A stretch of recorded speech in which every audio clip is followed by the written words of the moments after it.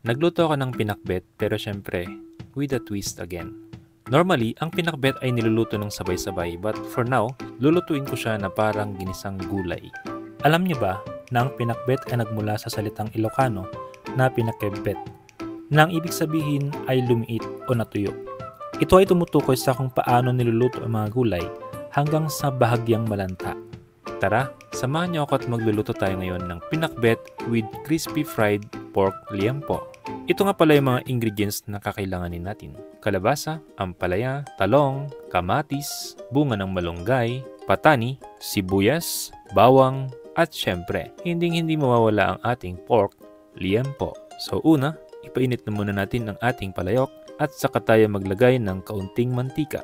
Igisa na natin ang karne at ihalo-halo lang natin ito hanggang sa maging brown at crunchy. Lagyan natin ito ng konting asin. Kapag luto na, ihiwalay na natin ito para ma-preserve ang crunchiness. Ngayon, igisa na rin natin ang bawang at sibuyas at isunod na rin natin ang kamatis. Halu-haluin lang natin ng mabuti hanggang sa lumambot ang kamatis at saka na natin ilagay ang bunga ng malunggay.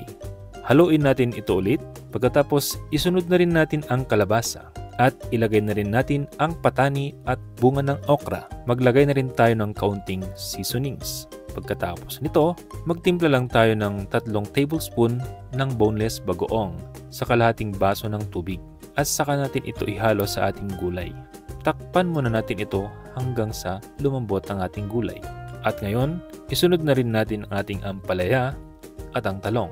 Magdagdag lang tayo ng kaunting tubig, takpan ulit hanggang sa tuluyan ng maluto ang ating gulay. And lastly, ihalo na natin ang ating crispy liempo. Paano ba yan? Nag-crave ka na tuloy ng pinakbet. Tara, kain na! Yan muna ating kwento ngayon. See you again in our next video.